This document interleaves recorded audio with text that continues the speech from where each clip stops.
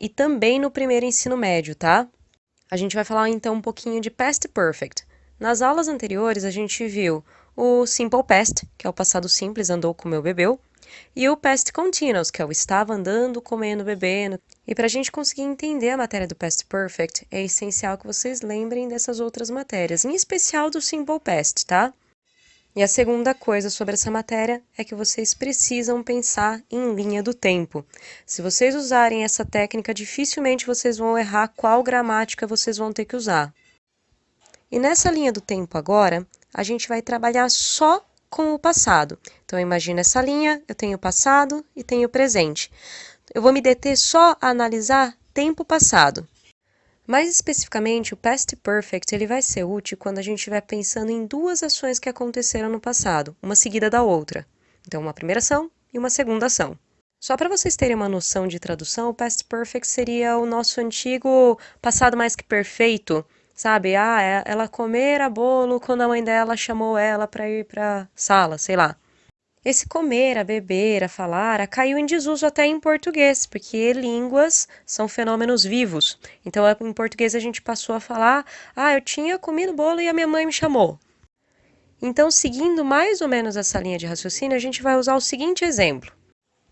Neste ano, neste fatídico ano de 2020, eu tinha começado a ter mais foco quando o coronavírus apareceu.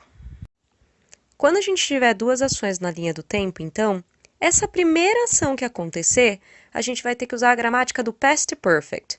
E a segunda ação na linha do tempo vai ter que ser o Simple Past que a gente tinha visto na aula anterior. Então, vamos pensar aí como é que é feita a estrutura de Past Perfect e vamos relembrar só como é que é Simple Past. Essa estrutura tinha começado seria o equivalente ao Past Perfect, que na afirmativa vai ter que usar o had como verbo auxiliar. E parando para pensar em tradução, só literal do português e inglês. Tinha em inglês, a gente já fala had mesmo. E sempre a terceira coluna dos verbos. Essa matéria não vai ter verbo voltando ao normal, à forma básica. Lembrando que a terceira coluna dos verbos a gente chama de past participle, que seria o começado, bebido, falado, mas aí indiferente do nome que a gente der.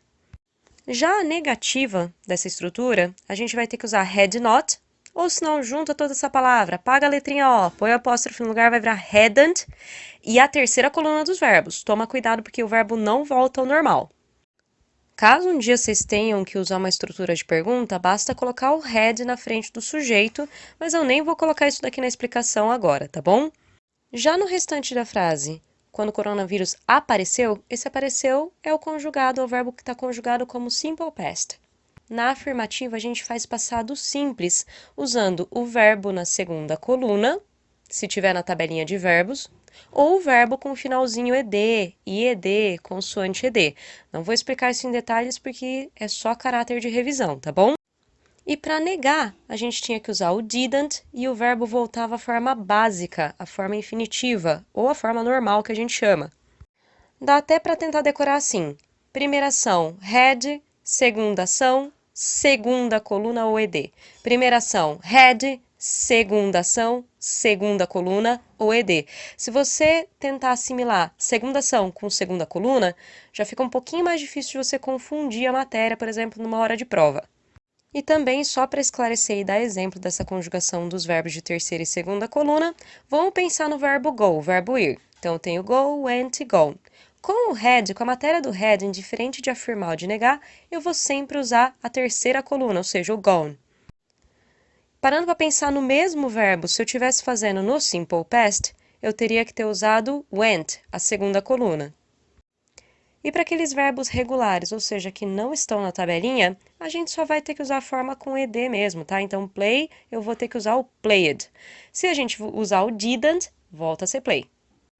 Então, só para encerrar a matéria, vamos voltar para a frase do exemplo. Eu tinha começado a ter mais foco quando o coronavírus apareceu. Em inglês, a primeira ação, eu tenho que usar had, que é o past perfect. Então, usando tradução direta ou usando gramática, eu teria a frase I had started, porque start não tem na tabela, então não tem a terceira coluna, basta usar ed, to have more focus. E a segunda coisa que acontece na linha do tempo é o coronavírus aparecer. Então, when coronavirus emerged. A gente só faz uso do passado simples para dizer se apareceu.